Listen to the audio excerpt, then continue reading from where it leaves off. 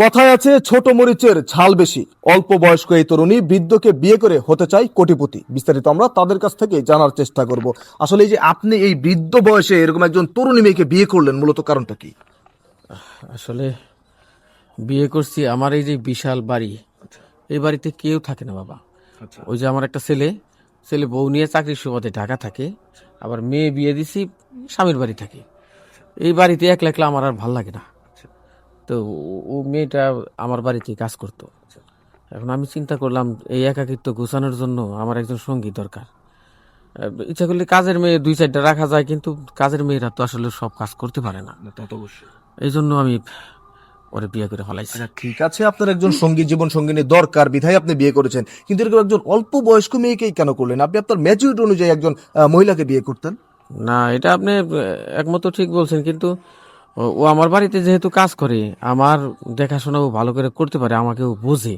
আর তাছাড়া কোথাও তো আর এরকম বলা নাই, লেখা নাই যে কম বয়সী মাইয়া বিয়ে করা যাবে না। তা তো অবশ্যই আপনার যুক্তি দিয়ে অবশ্য একদিক থেকে উনি ঠিক বলেছে দর্শক, যে বেশি বয়স হলে, মেয়ের বয়স কম হলে বা মেয়ের বয়স বেশি হলে ছেলের বয়স কম হলে বিয়ে করা যাবে না, এমন কিন্তু কোনো নিষেধাজ্ঞা নেই। সেই দিক থেকে উনি ওনার জায়গায় রাইট আছে, বাট আমরা সেটা নিয়ে পরে আলোচনা করবো। আসলে এই যে আপনি একজন অল্প বয়স্ক তরুণী এরকম একজন বৃদ্ধ লোকের কাছে বিয়ে বসলেন, মূলত কারণটা কি?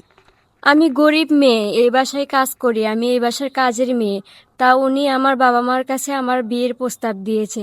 আমার বাবা মা এতে রাজি হয়েছে যে এখানে বিয়ে হলে আমি ভালো থাকতে পারবো, ভালো খেতে পারবো, পড়তে পারবো। এর জন্য করে তারা রাজি হয়েছে। তো বাবা মা যেহেতু রাজি হয়েছে, তো এখানে তো আমার আর কিছু করার নাই। আচ্ছা আচ্ছা, মানে আপনার বিষয়টি হচ্ছে যেটি, যে ওনার সাথে বিয়ে করলে আপনি ভালো থাকতে পারবেন কারণ ওনার অনেক অর্থ সম্পদ আছে, ব্যাপারটি কি এরকম? না, ব্যাপারটা এরকম না, অর্থ সম্পত্তি না, আসলে বাবা মা রাজি হয়েছে, তার জন্য করে আমিও রাজি। মানে বাবা মা রাজি হয়েছে বলে আপনার আর কোনো দ্বিমত নেই এই বৃদ্ধ লোককে বিয়ে করতে? হ্যাঁ। আচ্ছা, যাই হোক, আমরা একটু মেয়ের মায়ের কাছ থেকে জানার চেষ্টা করবো। দর্শক, আপনার মেয়েকে যে এরকম একজন বৃদ্ধ লোকের সাথে বিয়ে দিলেন, আপনার মেয়ের তো একেবারে তরুণী, তো এই তরুণী মেয়েকে কেন এই বৃদ্ধর সাথে বিয়ে দিলেন?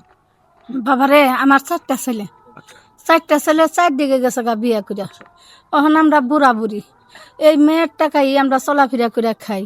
অহন মেয়ের তো দূর জায়গায় বিয়া দিতে পারবো না। মেয়ের টাকা টাকায় পয়সা চলাফেরা করে খান বলতে একটু বুঝিয়ে বলেন।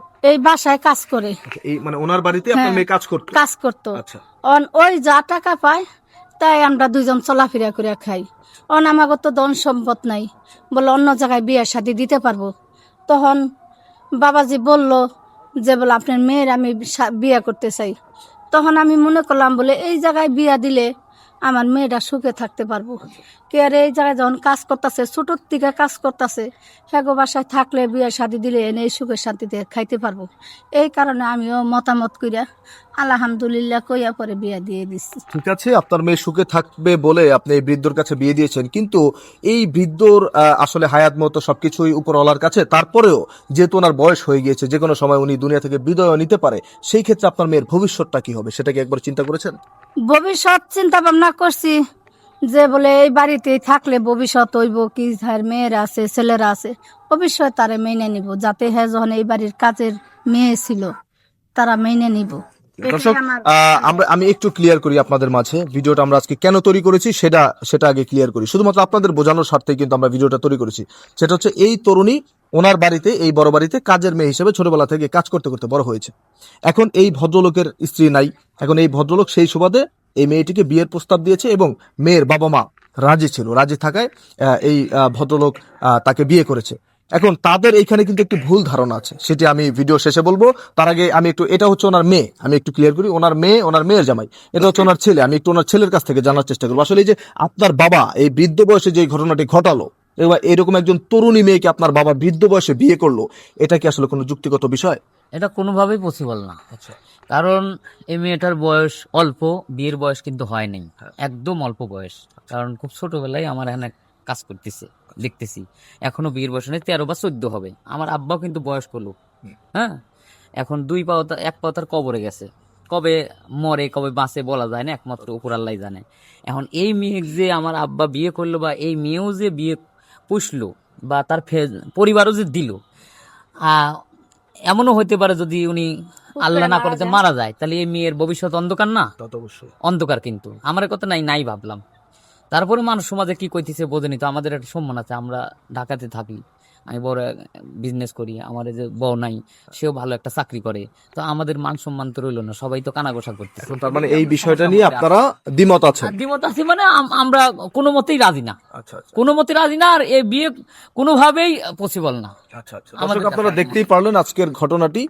ওনার ছেলে একজন শিক্ষিত মানুষ, সেই দিক থেকে শিক্ষার আলো থেকে তিনি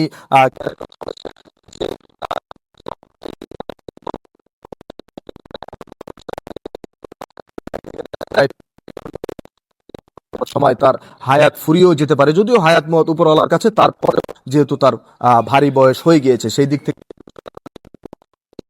তার সাথে বিয়ে করাটা উচিত হয়নি বলে আমি মনে করি। এবং এই জন্যই আমরা ভিডিওটা তৈরি করেছি। এরকম ঘটনা অনেকেই ঘটান টাকা পয়সার লোভে, মেয়েদের ভবিষ্যৎ উজ্জ্বলের ক্ষেত্রে বা মেয়েরা সুখে থাকবে শুধুমাত্র এই চিন্তা করে অল্প বয়স্ক তরুণীদের বৃদ্ধ লোকেদের যেমন বাল্যবিবাহ সম্পূর্ণরূপে আমাদের দেশে নিষেধ, তার মধ্যে এরকম বৃদ্ধ লোকের সাথে। তো সবকিছু মিলিয়ে আসলে আপনাদেরকে এতটুকু মেসেজ দেওয়ার জন্য আজকের ভিডিওটা তৈরি করেছি।